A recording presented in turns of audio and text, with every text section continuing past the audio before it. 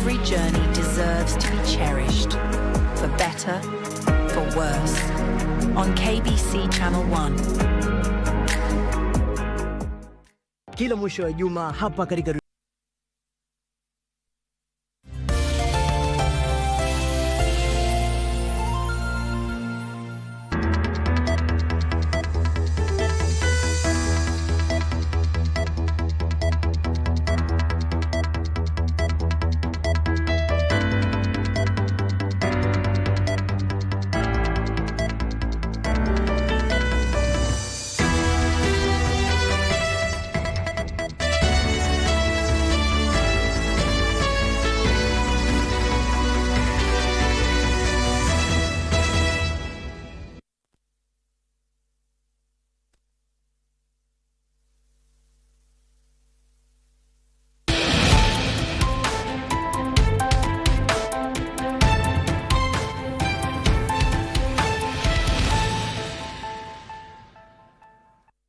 keeping an eye on various events that are currently unfolding here in the capital and across the 47 devolved units, especially here in the capital. We've just gotten the latest from State House. We'll be sharing that in terms of police reforms and accountability. Also, the Catholic bishops had a press briefing just a while ago. We'll be also updating you on what they said. And finally, we have had a reaction from the international communities where it was a joint embassy communique that was issued in regards to what will unfold tomorrow. And finally, we're keeping a close eye at Jogoo House, where the Inspector General of Police, that is Douglas Kanja, is expected to make a briefing. Also at the Kibera Law Courts, the case of Albert Ojwang is still ongoing, with the interdicted police officers before the court taking their plea. Those are the stories we're keeping an eye on this afternoon. Stay with us for the next 1 hour or so. My name is Abdiaziz Hashim, the sign language interpreter. At the bottom end of the screen is Lensa Odingo. Let's start on the House of the Hill, where President William Ruto has called on all Kenyans to rally behind the police and other security agencies to keep the country secure, peaceful and stable. The president praised the police for their commitment, saying the peace and stability are the foundation of a functioning nation. The head of state pledged full government support to ensure they carry out their mandate effectively and within the law.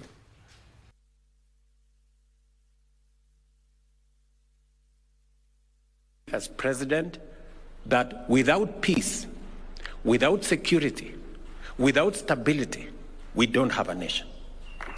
The people who put their lives on the line to make sure that our families are safe, that our properties and nation is safe and stable, are our security agencies. As they put their lives on the line, we as a nation will support them. This administration will stand by them, so that they can discharge their responsibilities within the law and make sure that our nation is safe. For the people who want to undermine, demean, try to intimidate our security agencies, I am telling them, you're doing the wrong thing. If a citizen of America, in any state, however far from the Washington DC is, was to write in their social media that let us go and invade White House, Your Excellency, the Secret Service would pick them from their homes. It is only in Kenya where a citizen will say they will invade Parliament, they will invade the judiciary, they will visit State House, and they still walk scot-free, not charged, and even when they are taken to court, Your Excellency, they will be released on, and they are told you can just go home for free. Kenyans need to appreciate that it is important to have the discipline that these men and women have. It's important to protect your nation. From State House now to the pulpit. A while ago, the Catholic bishops had a press briefing on the status of the nation, and they were able to address on the current status. And of course, I'm being informed we'll be bringing that particular story in just a few as and when we get that particular link. They were addressing in terms of the state of the nation. But for now, let's take this story where the leadership of the UDA party in Kakamega County is urging the youth in the region to stay away from Wednesday's planned protest. The party says the planned demos are counterproductive and are meant to slide the country's leadership. Kakamega County UDA leadership has cautioned the youth against being manipulated for political agendas, emphasizing the need for peaceful engagement and national unity amid the growing political tensions. Afadhali tupiganie hii serikali tukiwa ndani. Usipigane kwa serikali ukiwa nje, utakuwa na kazi ngumu sana. Afadhali tupigane haki yetu tukiwa ndani. This comes at a time when similar demonstrations have been planned in various counties as part of ongoing calls for reforms. Elsewhere, youths in Homa Bay County have announced plans to join nationwide protests scheduled for Wednesday. According to the organizers, the demonstrations are aimed at honoring those who lost their lives during last year's protest against the finance bill. We are here to fight police brutality, and I would like all the youth from Nyanza region, coastal region, western region, and all over the country to stand up in solidarity and fight against police brutality.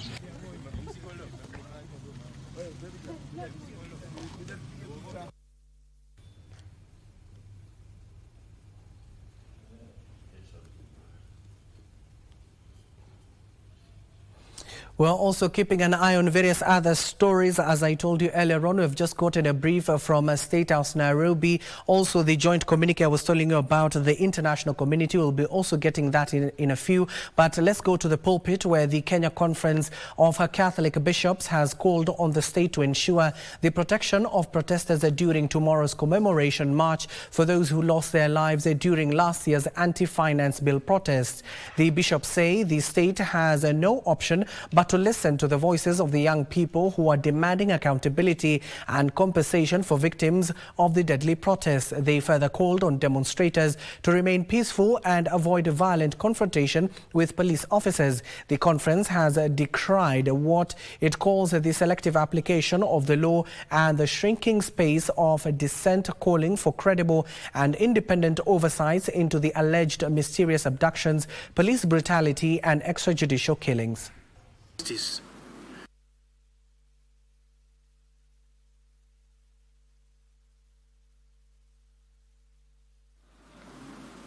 Security officers are sworn to protect, not to harm.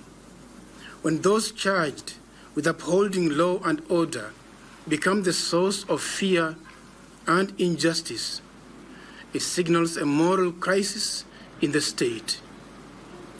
These incidents are not isolated. They follow a disturbing pattern that threatens our national commitment to the Constitution and human rights. The life of every Kenyan matters. Kenya must stop at a loss of life and not just move on.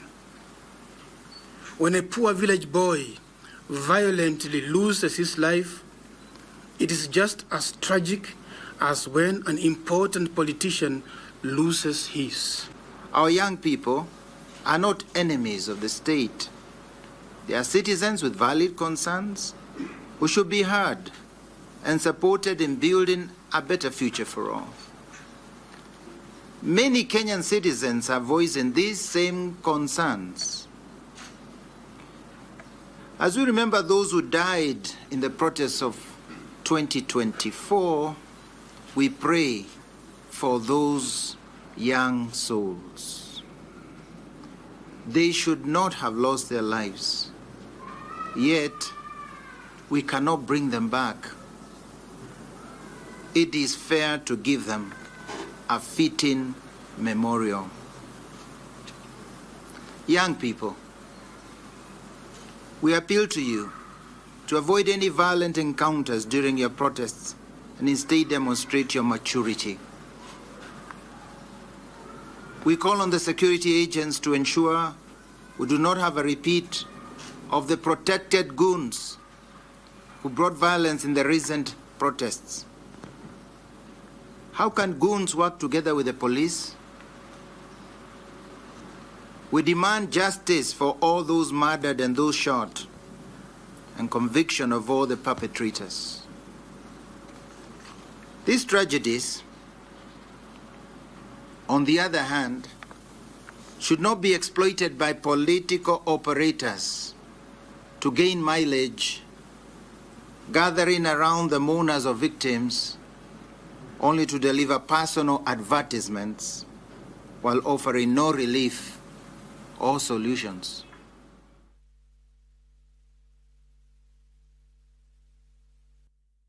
Also, tension is rising in Kirinyaga County after members of the County Assembly accused the executive of sidelining them in the recently launched Financing Locally Led Climate Action Program, which aims to support grassroots responses to climate change. On June 19, 2025, Governor Anne Waiguru presided over the launch of the program at the Kamigwa Polytechnic grounds in Kirinyaga County.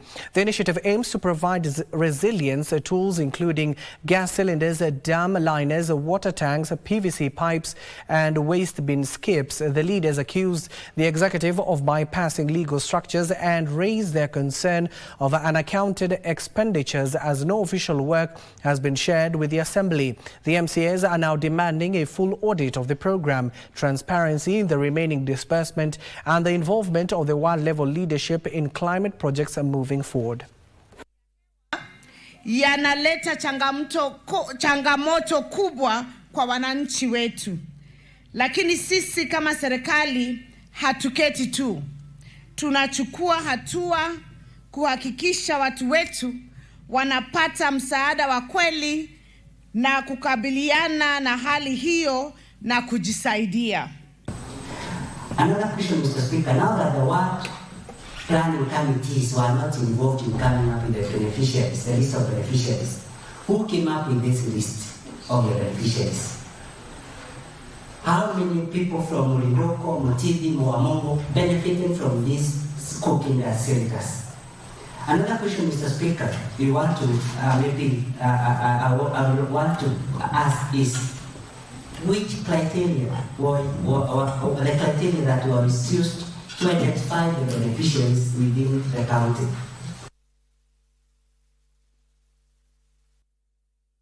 To Isiolo County, where Muslim clerics in the devolved unit have offered an arbitrate and resolve outstanding differences between Governor Abdi Ibrahim Guyo and members of the County Assembly, saying the two parties should engage in talks and prioritize service delivery to Isiolo residents. Under the banner of Waso Ulama League, led by their chairperson Sheikh Abdiaziz Yusuf, and the Council of Imams and Preachers of Kenya, led by their chairperson retired Colonel that is Sheikh Hassan Bonaya, the religious leaders noted that Maslaha procedure is firmly anchored in the Holy Quran and called upon the conflicting political leaders to pave way for dialogue instead of the avenue of impeachment that the MCAs are initiating.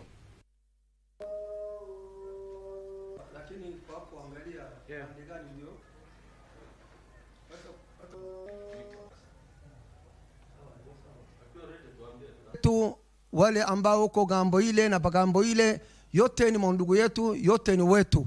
Hatutaki kukegemea amebande yoyote, na sisi ni mashekh vigongo ya hii town ndio hawa mnaoviona. Kwa hivyo tumekuja pamoja ili tuongee mambo ya sulhi. Na gavana pia tumkalishe chini, tumueleze makosa zake hii na hii na hii, kwa maana yeye sio mkubwa zaidi ya kila mtu.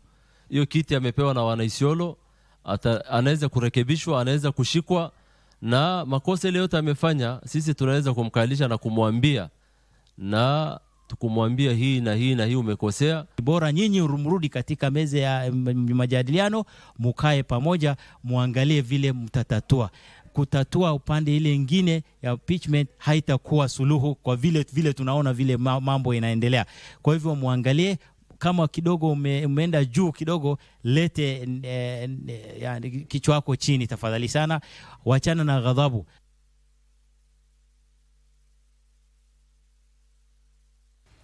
Elsewhere, the government has reaffirmed its plan to expand a national youth service recruitment targeting 100,000 youths annually. Public Service Cabinet Secretary Geoffrey Roku, while on an impromptu visit to NYS Paramilitary Training Academy in Gilgil, said the government is committed to empowering youth and announced plans to upgrade the facility to host 40,000 recruits by 2026.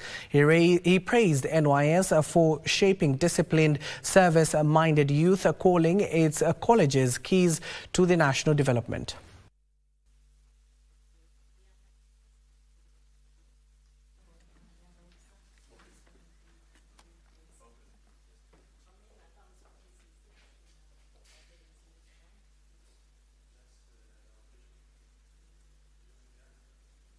months. There is a lot of work which we are going to do as a ministry, as also NYS together with all the senior officers to ensure by January we'll be able to accommodate 40,000. That comes with a huge amount of works to be done as far as accommodation of these 40,000 young people from our nation is concerned. Also, we have seen the need of modernizing the kitchen.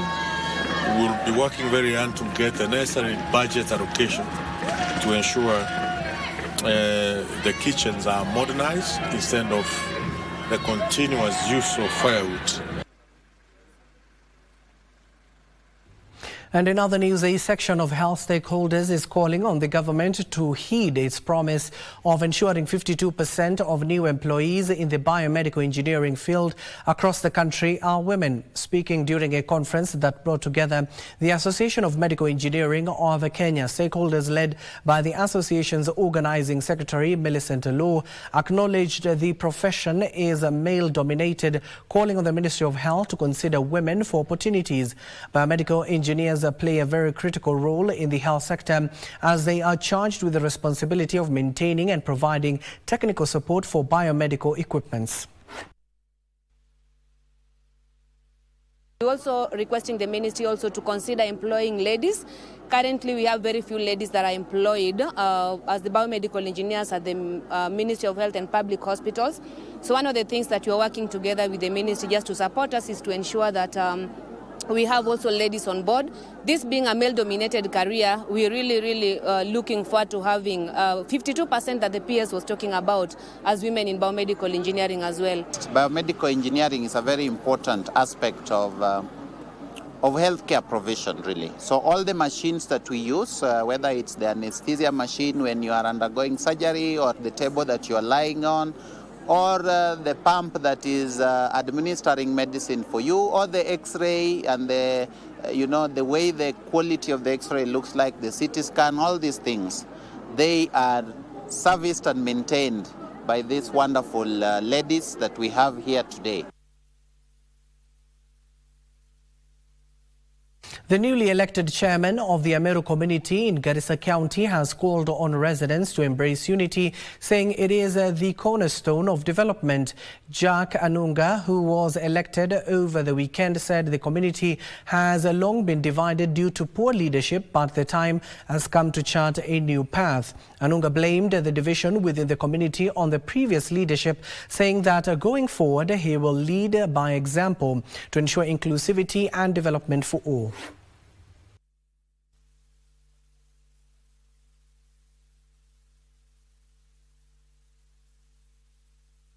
Pande ya kuajiriwa ya watu wetu, tuko hapa jamii, hapa sisi kama Wameru, sisi ndio tuko namba moja kwa zile down country. Lakini sisi ukiangalia pande ya kupagia, hakuna Mmeru ameajiriwa. Kuendelea mbele tutakuwa na at least yani tutakuwa na usawa, tutaweza kujieleza kama jamii, hakuna kufinyiliwa tena.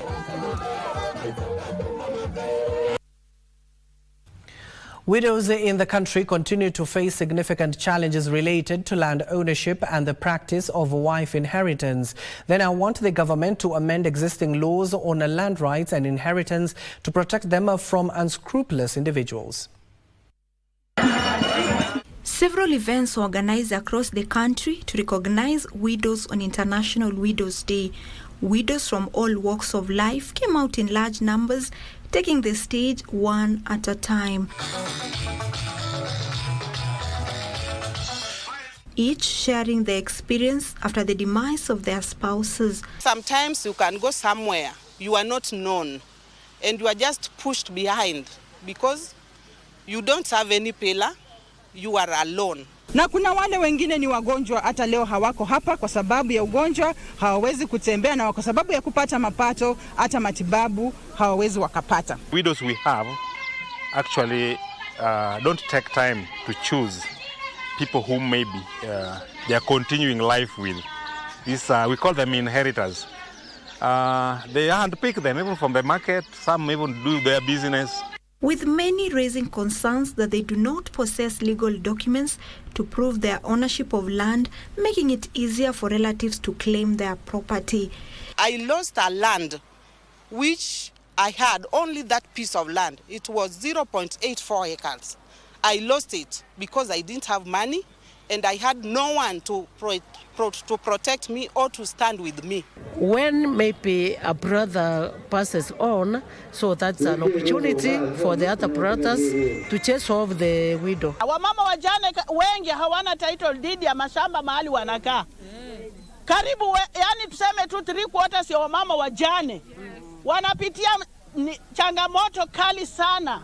Hakuna urithi wanarithi. The widow's father lamented they are excluded from government welfare programs designed to assist vulnerable groups.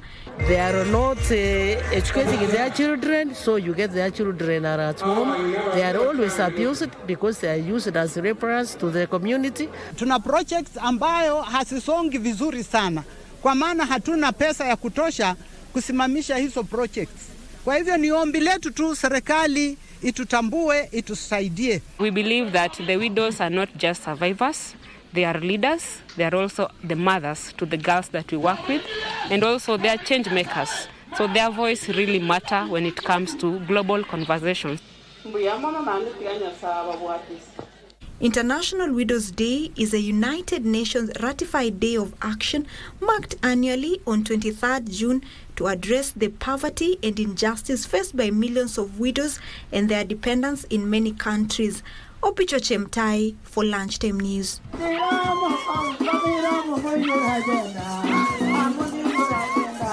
Thank you, Chematai, for that particular story, Opicho. The Kenya Plant Health Inspectorate Services, KEFIS, has begun enforcing new regulations requiring all ships and containers entering or leaving the country to meet international cleanliness standards. Speaking in Mombasa County, KEFIS Chief Executive Officer Professor Theophilus Mwendwa says the initiative will curb post-entry, prevent trade losses and create job opportunities for the youth through container cleaning services.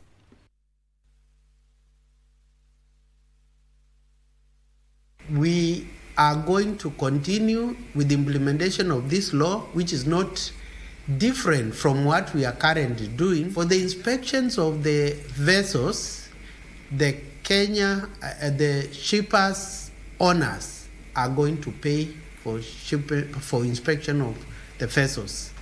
For the empty containers, the responsibility is for the person who is asking for clean containers to be able to put the consignment. Ensuring this regulation is followed, we are going to create opportunities for the depot for many people, many young Kenyans who have an opportunity to engage to get jobs in cleaning of these vessels, cleaning of the containers.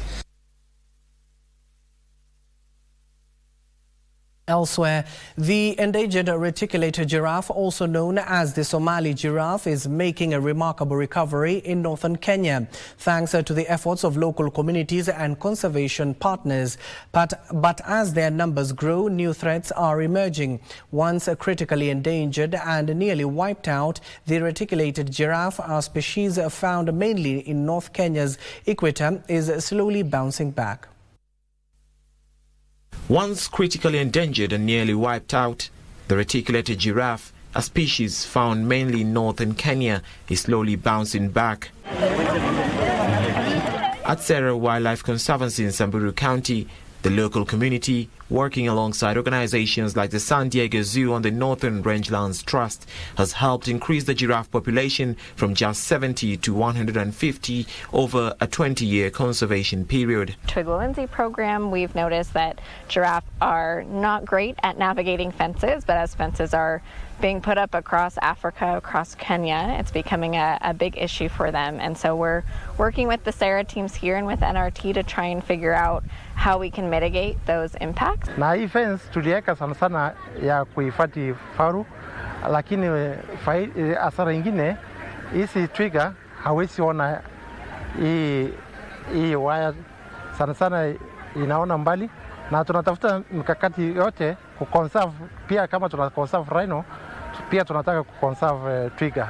However, challenges remain.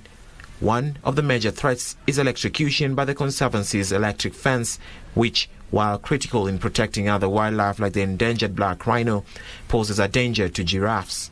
Tumepoteza wanyama wengi sana, hasa giraffe pande ya Sera.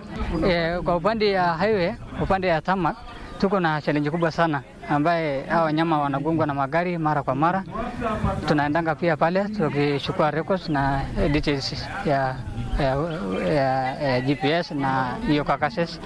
Due to their towering height, giraffe often do not notice the low-lying electric fences beneath them and get electrocuted. Another major concern is road accidents involving giraffes, particularly along the Isiolo-Marsabit highway. Residents say the animal often get hit by speeding vehicles. The Kenya Wildlife Service has pledged to work with the Kenya National Highways Authority to install speed bumps and put up warning signs in non-wildlife crossing zones. Tuangalie kama kuna barabara wanyama walikuwa wanapita zamani, tuhakikishe kwamba tumeweka kitu ya kulimit speed ya magari.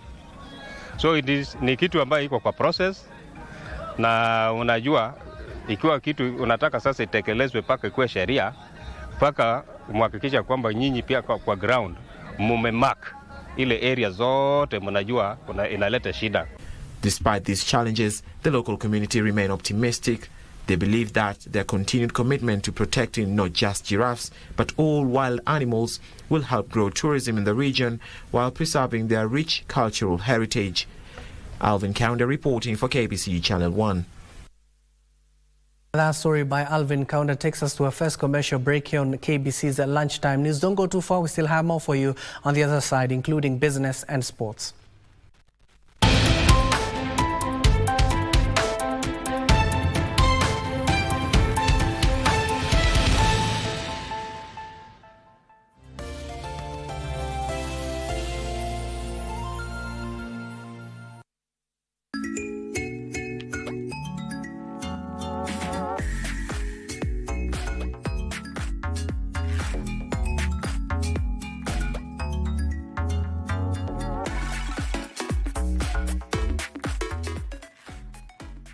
Say the earth without art would just be get it? We circumnavigate the globe and traverse the local scene to bring you art and culture at their very best. From fine art, culinary art, performing arts, and even cultural events, you name it, and we have got you covered. My name is Kevin Kasioki, and I will be serving you this and much, much more each and every Friday at 8 p.m. only on KBC Channel 1.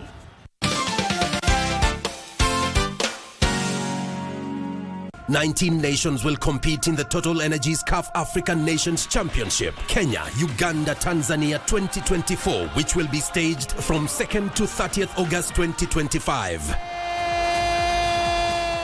Amongst the 4 groups in the tournament A to D, Kenya is pooled in Group A, together with Morocco, Angola, DR Congo, and Zambia.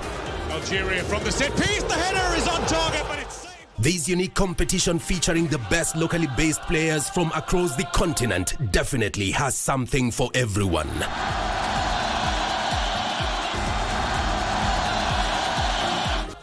Just bring your A game as you let it flow live and exclusive on KBC Channel 1, your true sports partner.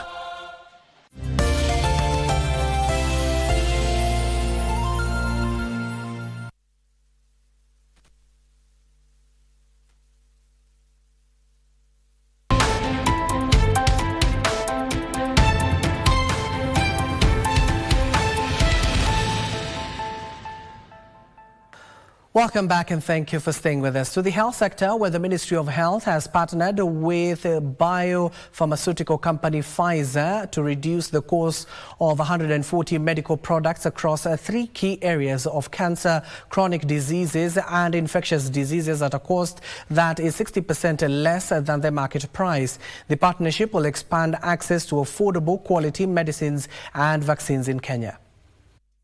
A section of Kenyans seeking medical treatment for cancer and chronic illnesses like diabetes via the Social Health Authority has been complaining that the tariffs do not cover the cost of drugs, forcing them to pay out of pocket. For example, when we say that the Social Health Authority will pay 600,000 for cancer, people tell us, but the cost is too much.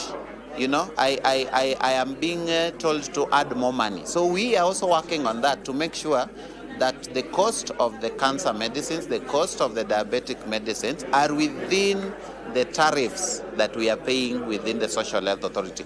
So Kenya adopting the accord sends a signal that US companies with iconic company like Pfizer coming up with this innovative framework to make medicine and vaccines accessible, along with other benefits, shows that American companies are not there just for making money in business. This narrative is about to change after the Ministry of Health partnered with biopharmaceutical company Pfizer to provide 140 medicines and vaccines priced on a not-for-profit basis to support national healthcare goals.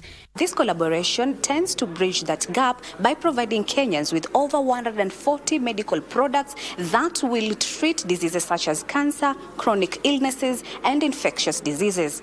Medical Services Principal Secretary Dr. Ouma Oluga said that through the accord, Kenya Medical Supplies Agency, KEMSA, will be able to procure Pfizer's full portfolio of medicines and vaccines.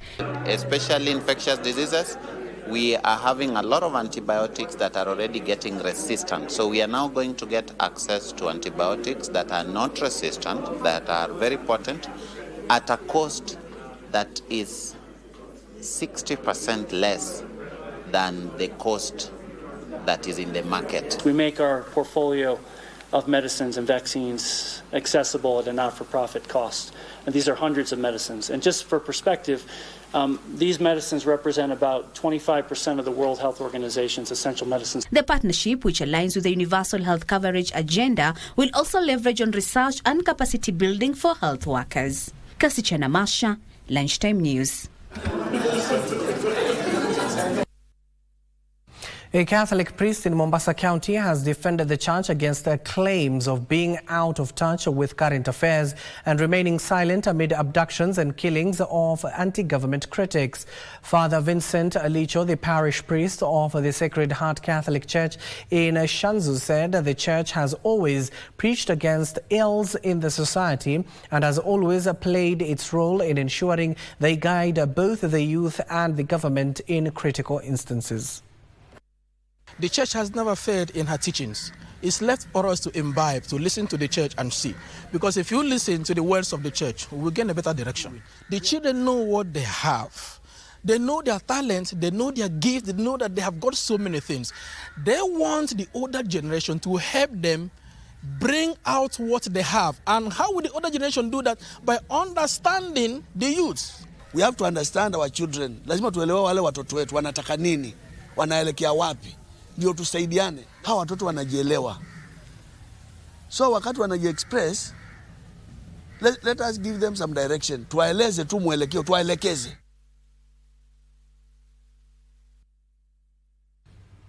The government has been urged to convene public participation forums in Kilifi County before implementing development projects in indigenous Kaya forest. Communities living in the area say some of the projects risk destroying the ecosystem. Without consulting local communities, the Kenya Land Alliance says there is a need for greater protection of the sacred forest. The group emphasized that Kenya forests are not only key to preserving the cultural history and heritage of the coastal community, but also vital in the fight against climate change. Kwamba bila public participation decision inakuwa skewed, yani inakuwa imelemea pande moja. Serikali ya kaunti ya Kilifi waweze kupeana kipaumbele swala la misitu ya Kaya, kwamba iweze kufanyiwa mapping, zile coordinates ziweze kujulikana, ijulikane msitu ule una ukubwa kiasi gani, na misitu ile basi harakati za kuhakikisha kwamba inapata hati miliki iweze kuharakishwa.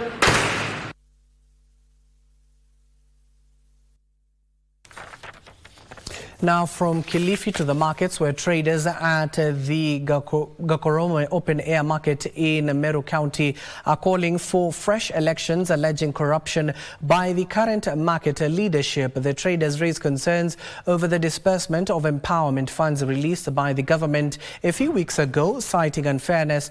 They are petitioning the county leadership to dissolve the current market leadership to pave a way for a fresh team to steer the affairs towards the right direction.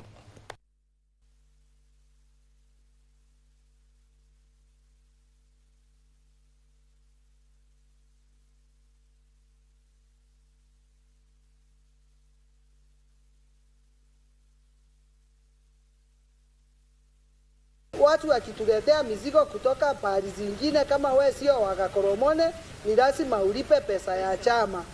Na hiyo pesa ya chama haswa hatujui vile inafanya na vile inatumiwa. Hii uongozi yenye iko iondoke, tuletee watu wenye wanatufikiria kama vijana sisi, juu tuko nyuma yao, watu wenye ni wakubwa kwa hii community yetu, tunawafuata. MDC ndio tunataka ibandike, tuchague ingine haraka iwezekanavyo, ndio maisha iendelee. Youth in Kilifi have been urged to embrace the National Youth Opportunity Towards Advancement program that aims to give a youth across the country between 50,000 Kenya shillings to 100,000 shillings for business support. Speaking in Magarini Sub-County, Youth Affairs Principal Secretary Fikirini Jacob said the program, which will start in August this year, targets 70 youths from each ward in the country. Already, over 1 million youths have applied for the funds. He also encouraged those who didn't complete high school to apply and benefit from the initiative.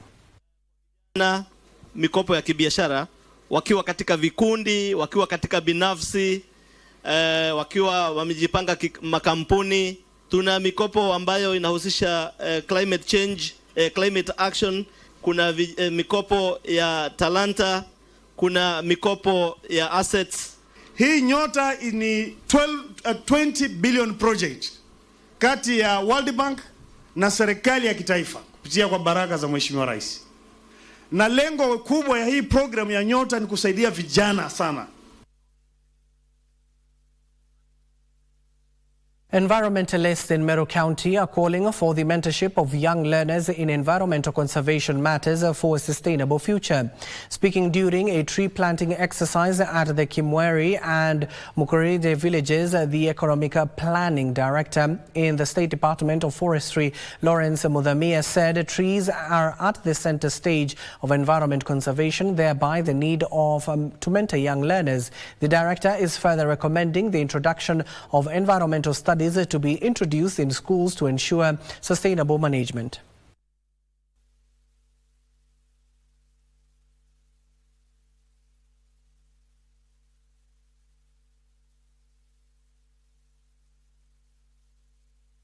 They are not trained on how to nurture trees from that early age. It becomes a problem. An environmental club must be introduced in school. This model actually zeroes in that framework, the sustainability point of it, where we as the people, we will see tree not like you are being told by the president that we plant trees. We are planting trees because we know the value for trees. More than 500 farmers from Mivandoni village in Kathiani constituency, Machakos County, will benefit from a non-governmental organization water project to strengthen agricultural activities and help cope with the effects of climate change. Speaking at the official opening ceremony of the Mivandoni water project, the planning officer, Doreen Kinoti, explained that more than 40,000 Kenyans from 12 counties have already benefited from similar projects. The project is expected to boost the cultivation of various crops and benefit farmers in the coming years due to its ability to store water on a large scale.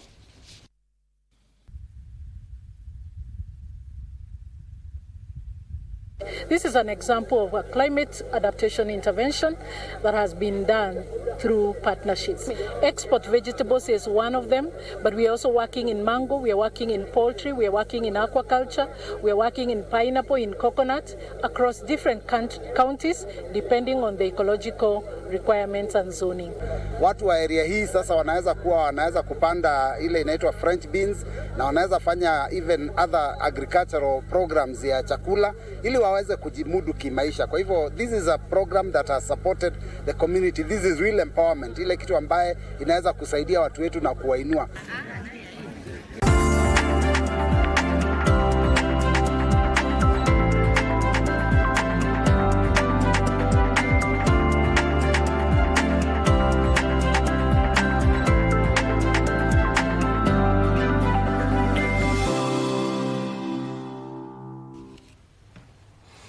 And in business, the Competition Authority of Kenya has warned property developers, real estate managers and internet service providers to cease engaging in exclusive service provision agreements. The authority says that these entities are signing agreements that limit consumer choice in internet service provision. CAK says that these acts amount to competition abuse, which is illegal and punishable by law. Statement. The authority says it has received numerous complaints from consumers stating that the vice is creating monopoly-like enterprises in the affected estates. The Competition Authority of Kenya has since instructed the parties involved to immediately halt such exclusive agreements, prevent their recurrence, and facilitate the entry of competing internet service providers into their developments.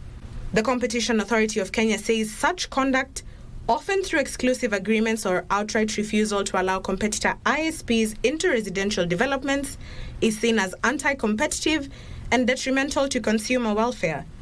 Those found culpable risk being penalized up to 10% of their preceding year's gross annual turnover, and if criminally prosecuted, they face up to fines of 10 million shillings and an imprisonment for a maximum term of 5 years. The authority is calling upon consumers to report any cases of non-compliance through complaint@cak.go.ke or their e-filing portal, which is accessible through their website. Ndota Mokami for Lunchtime News. To JKIA, where Kenya Airways is seeking to produce its own sustainable aviation fuel in its bid to avoid high global fuel cost. Kenya Airways Chief Executive Officer Alan Kilavuka, while releasing the National Airlines 2025 Sustainability report, says that the airline is entering into a partnership with a local company to develop a sustainable aviation fuel plant on the coast of Kenya. In the sustainability report, KQ indicates that it has managed to acquire 12 electric ground service equipment, including converting plastics to biodiesel, a sustainable kind of aviation fuel meant to cleaner than ordinary fuel.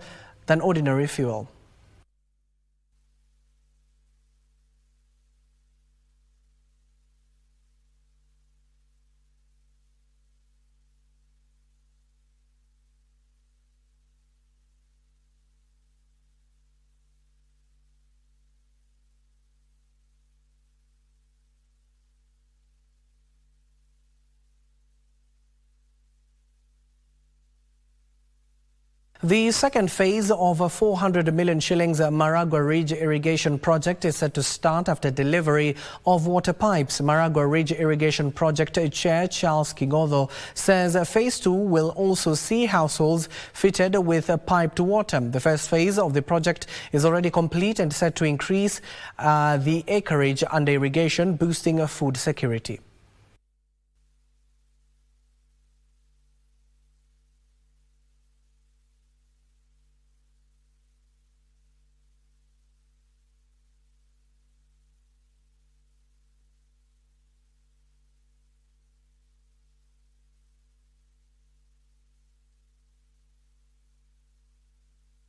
Serikali imetupea hizi pipes ziko nyuma yetu. Tumefurahia sana, tunasaidia wakulima kama chama, kama kamati ya hii maji, tuweze kuwanunulia hizo vitu zingine zinahitaji ili kila mkulima aweze kulima, na after that najua Murang'a itakuwa humble enough food for this county. We have adequate food supply around courtesy of this irrigation project.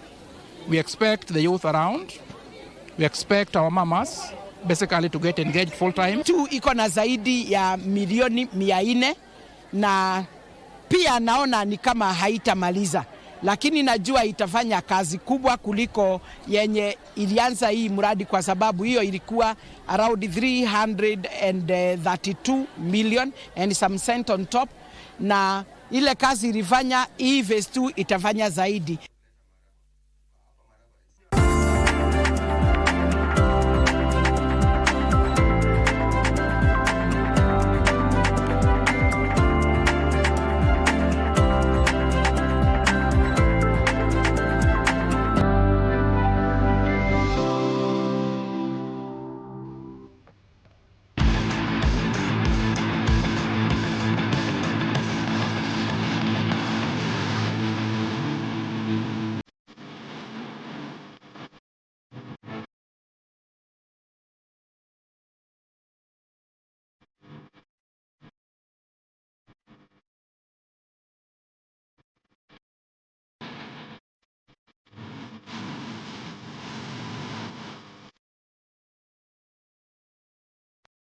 And here is the latest in the world of sports. AFC Leopards under 45 unit branch has unveiled the second edition of a Player Awards Gala, which will be held next month in Bungoma County. Unit Chairman Olympia Musonye said this year's award will have more categories after the introduction of the Goal of the Season and Best Defender categories. Unlike last year, the second edition of the gala will be spread over a period of 1 week, dubbed Cultural Week, between 21st and 26th of next month at the Masinde Muliro Stadium.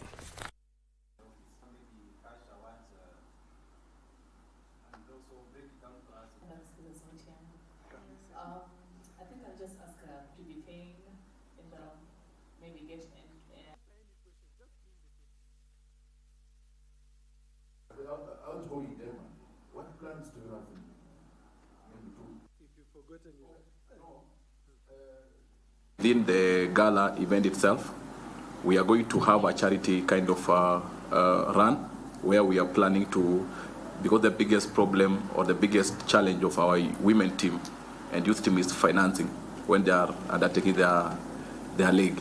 So we are also trying to raise some funds to make sure that we'll be able to set aside with the new neck that will be there in this function or in this event. We are going to raise some funds and give us a charity or donation to the women team and the youth team. It is unfortunate we have not won the league for 25 to 28 years. It's unfortunate 60 years down the line, we are still a briefcase club. The incoming office must do something. And why I'm saying they must do something, processes are in place and the journey has been covered 90%. The 2025 ITH Men's Youth Beach Handball World Championship wrapped up yesterday in Tunisia, with the national youth team finishing 14th overall after a 2-0 loss to Mexico in the final classification match. Kenya battled Mexico for the 13th place spot but narrowly lost both sets 17-16 in the first and 27-18 in the second. In a closely fought contest, the team showed early promise, pushing Mexico in a tight opening set but struggled to maintain the momentum in the second. Despite the defeat, Kenya's performance at the global tournament highlighted significant progress and potential on the international stage.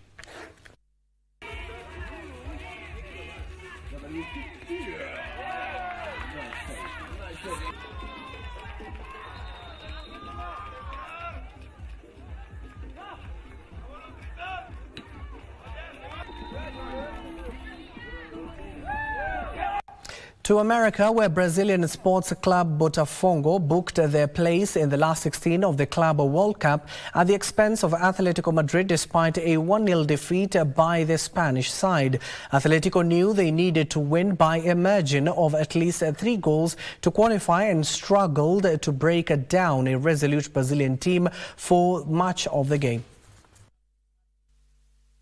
And the big chance, which is fizzed wide. After a first half of limited chances, Atletico head coach Diego Simeone opted to introduce veteran striker Antonio Griezmann for the second period in a bid to spark some magic into his team's attack. The Frenchman nearly had an immediate impact when he got in down the left, but he fired against the post from a tight angle. Atletico finally found the net when Griezmann fired home from inside the area in the dying minutes, but it was too little too late. Correa's got it for Atletico Madrid. He was shifting and trying to work away for some space. Now Alvarez all the way across and in via Antoine Griezmann, and Botafogo finally breached. Botafogo beaten, but Botafogo will play Palmeiras, the winners of Group A, in the last 16 after the Palmeiras finished top in Group A, settling for a 2-2 draw against Inter Miami. Meanwhile, French side Paris Saint-Germain beat Seattle Sounders to seal their place in the FIFA World Cup knockout stages. That went in almost undetected, and the strike is powerful and is in. Well, it was seemingly perhaps heading wide. Bradley Barcola with two to look for, and here's Hakimi, and that is clinical. One end to the other in the blink of an eye. The European champions are now winners of Group B and will play the runners-up of Group A, Inter Miami. Two to the goods. Frederick Mwoki for Lunchtime News. Nuno Mendes all the way through.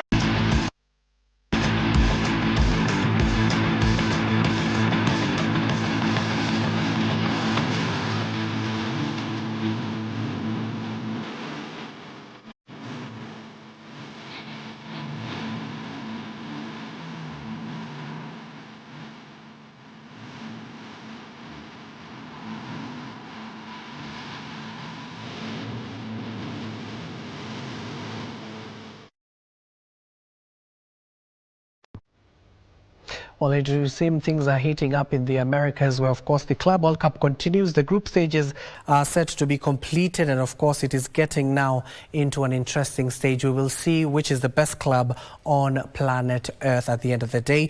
But we're also keeping an eye at exactly 5 p.m. at Jogoo House. The Inspector General of Police, that is Douglas Kanja, will be addressing members of the Fourth Estate. You do not want to miss that particular briefing, and many other stories in relation to what is set to unfold tomorrow will be in our subsequent bulletins at 7 p.m. and 9 p.m. But you can always find more on our webpage at www.kbc.co.ke. Before I go, I want to leave you with a remarkable story that was done by our very own, that is Joseph Ohungu, on the initiatives that are being implemented to rehabilitate those who have been abusing alcohol and drug abuse. My name is Abdiaziz Hashim. The sign language interpreter at the bottom end of the screen is Lensa Odingo. Enjoy your viewing.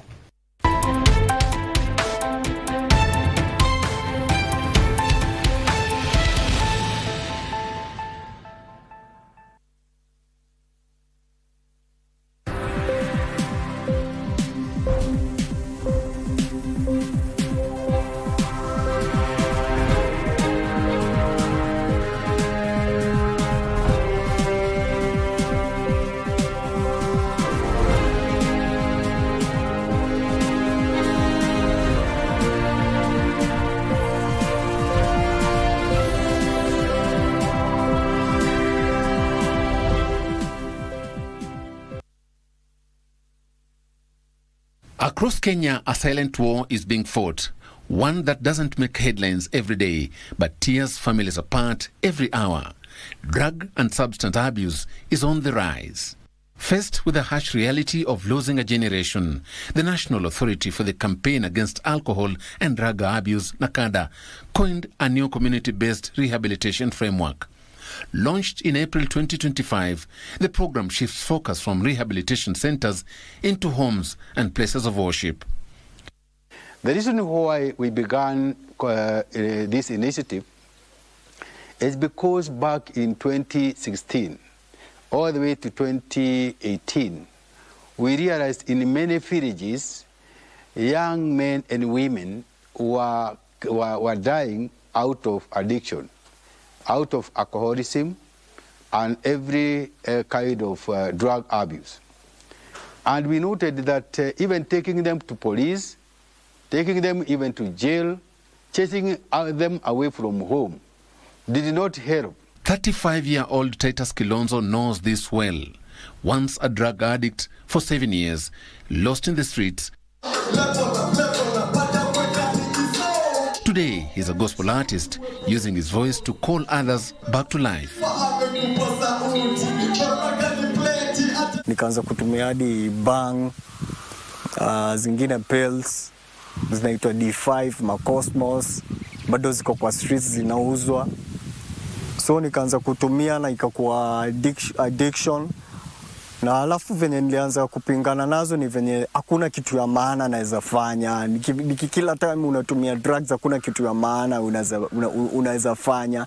For his mother Elizabeth Ndunge, the journey was painful. Polisi mimi siwezi hesabu ile mara Shabani nimempeleka. Maana nilikuwa nikimuitania tu nikiwa kwa nyumba. Sasa amenizidi, ananiongelea kwa ugali, unaona wewe nini kwa ukali. Mpaka huyu mtu unaona akizidi hapo hata anaweza kukupika.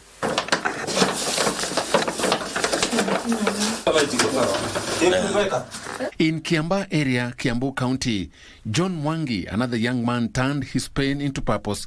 After losing his brother to alcoholism, he chose to change. Today, he runs a small animal feed shop.